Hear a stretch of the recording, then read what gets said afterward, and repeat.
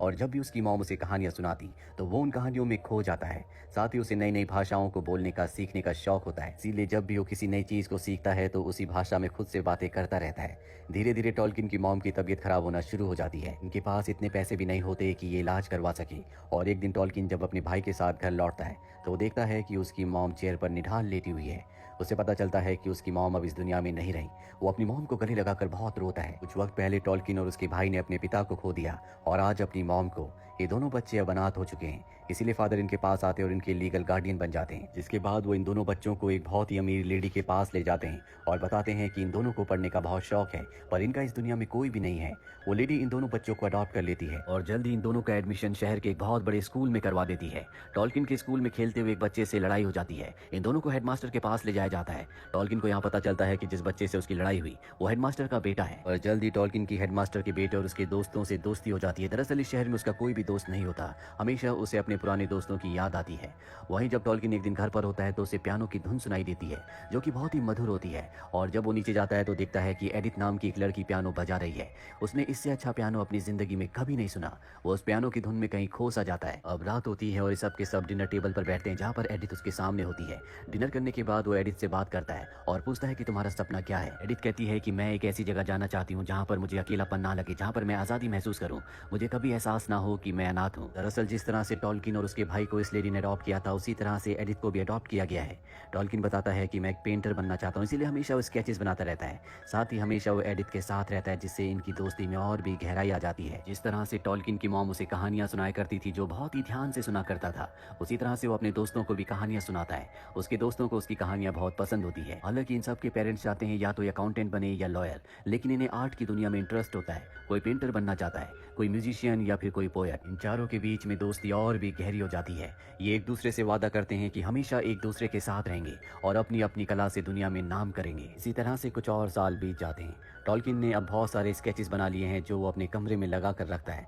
साथ ही एडिथ भी उसी के साथ उसी के घर में रहती है। और एक दिन वो एडिथ को एक रेस्टोरेंट ले जाता है जहाँ आकर एडिथ को बहुत अच्छा लगता है क्योंकि आज से पहले वो कभी इतने बड़े रेस्टोरेंट में नहीं आई।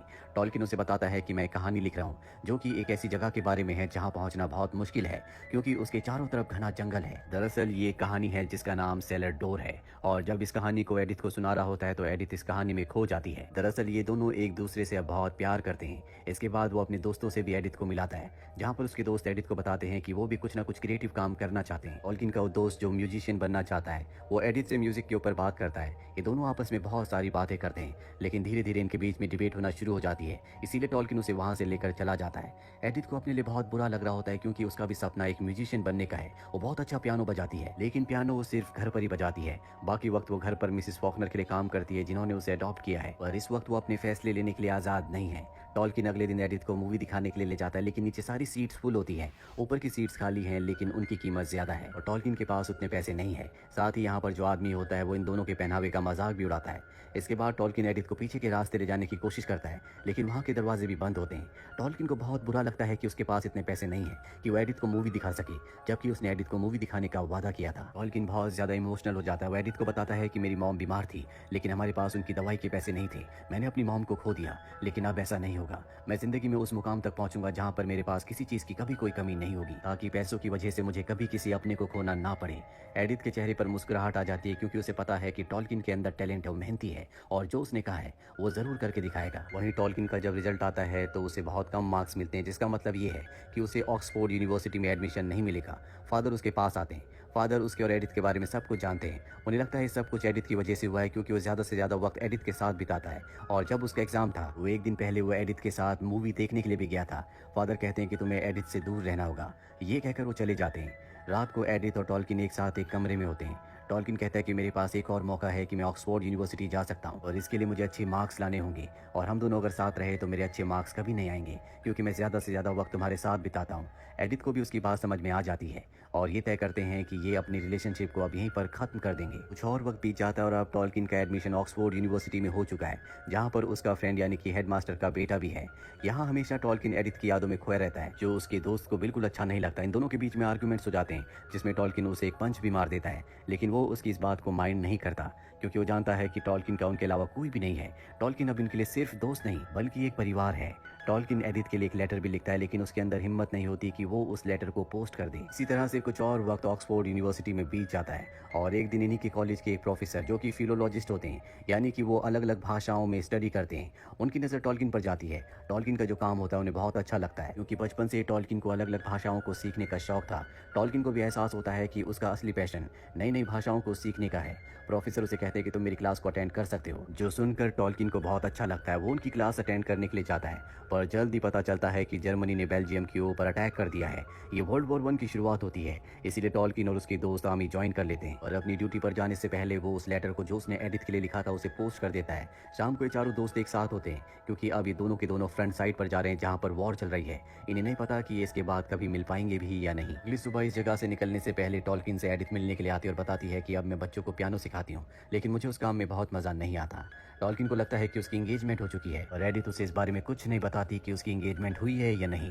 इसके बाद वो अपने शिप की तरफ जाने लगता है। एडिथ पीछे से उसे देख रही होती है और तभी वो भागता हुआ आता है, एडिथ को अपने गले से लगा लेता है और कहता है कि मैं जानता हूँ कि तुम्हारी एंगेजमेंट नहीं हुई है, मैं जल्दी लौट कर आऊंगा, मैं तुमसे बहुत प्यार करता हूँ, तुम मेरा इंतजार करना। इसके बाद वो फ्रंट साइड चला जाता है जहाँ पर जंग चल रही है। कहानी वापस प्रेजेंट में आती है, जहाँ पर टॉल्किन ये सब कुछ सोच रहा होता है।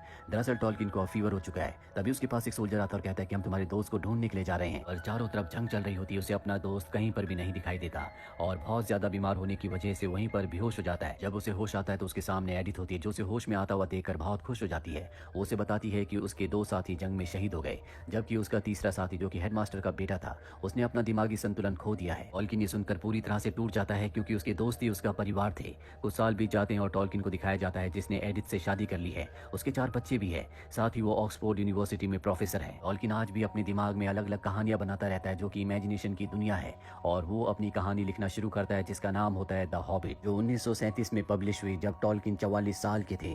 इसके बाद उन्होंने लॉर्ड ऑफ द रिंग्स भी लिखी और ये किताबें दुनिया में बहुत प्रसिद्ध हुई। साथ ही टॉल्किन का वो दोस्त जॉफ्री, जो कि पोएट बनना चाहता था, उसने भी बहुत सारी पोएम्स लिखी थी जो उसकी मॉम ने पब्लिश की।